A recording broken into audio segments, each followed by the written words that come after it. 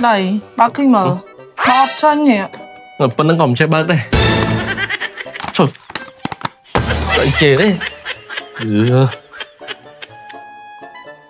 Chào bạn. Chào bạn. Ổn. Nè, bà đạp cao bạn. Lấy vậy. Mở bóng cao mà. Mở bóng cao. Trời. Dậy kìa chứ.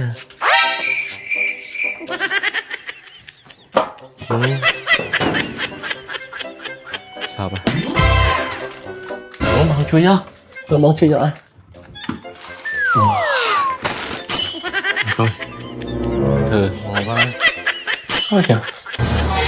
Anh ơi. Ô, bóng chui chút. Bóng chui chút đấy.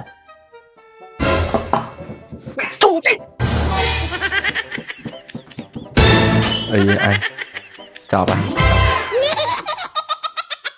วิธีอัดแบบธรรมชาติ